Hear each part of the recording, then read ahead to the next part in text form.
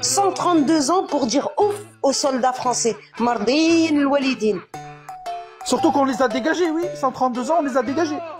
Non, vous avez signé, vous avez voté à 2 référendums. Ah si, ben si, on les a dégagés, on les a sortis du pays. Comment vous les avez dégagés? Ben, c'est à toi de me dire, on les a dégagés, oui ou non? Non? C'est sûr, le Marocain, il va dire non. Bah non, c'est pas sûr, c'est l'histoire. Mais moi, je suis en train de te dire qu'on les a dégagés. Bah oui, bah comment?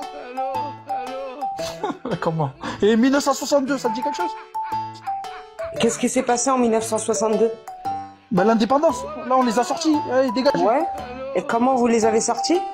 Plus aucun Français ne se trouve ici, allez, dégagés. Comment vous les avez sortis? Comment? Ben grâce à nos 1 million de chouhada. D'accord. Il y avait combien de soldats français qui sont morts? Ah, je sais pas, peut-être on en a tué 100 000 ou 200 000, je sais pas. Même pas, il y en avait 22 000, mais admettons qu'il y en a même 200, même 300 000. Quand d'un côté tu as 1,5 million de morts et de l'autre côté il y a 300 000, qui a gagné?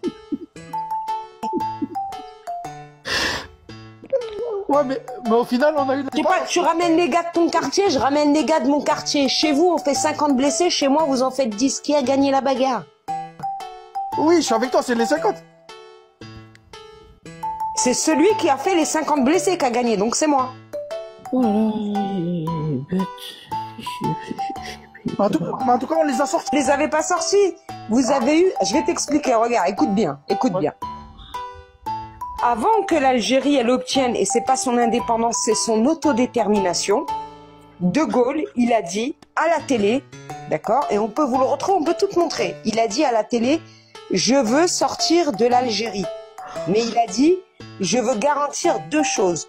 D'une part, la mainmise sur les sous-sols, c'est-à-dire les hydrocarbures, et tout ce que nous avons découvert et que nous découvririons. Il l'a dit comme ça dans son... Vous l'avez cet audio en tête, je suis sûre.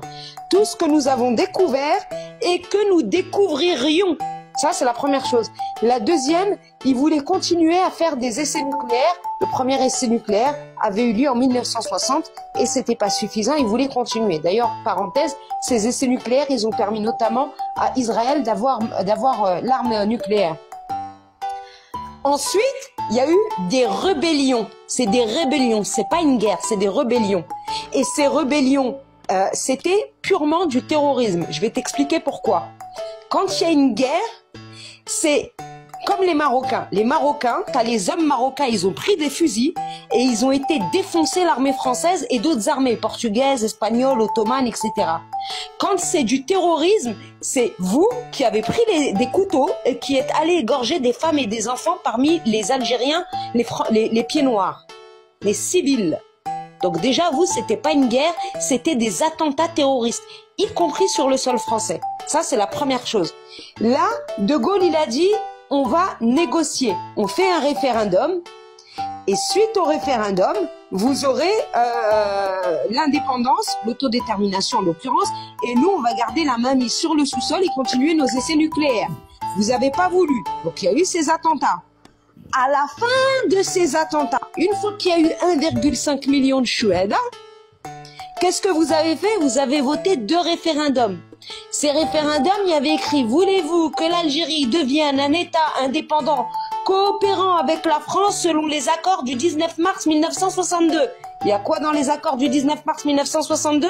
Les essais nucléaires et la mainmise sur les hydrocarbures. Ce que ça veut dire concrètement, écoute bien. Ça veut dire que vous auriez pu être indépendant avant 62 sans qu'il y ait 1,5 million de chouhada. Ça veut dire concrètement, je simplifie encore, parce que toi aussi t'es pas le couteau le plus aiguisé du tiroir, que vos 1,5 million de chouhada, ils sont morts pour rien. Enfin, sauf prendre la poussière dans une armoire métallique au musée de l'Homme à côté du Trocadéro. Parce que ce pourquoi les chouhadas se sont battus, ils ne l'ont pas obtenu. Par contre, ce pourquoi les Français vous ont défoncé, ils l'ont obtenu. T'as capté la subtilité du truc ou pas?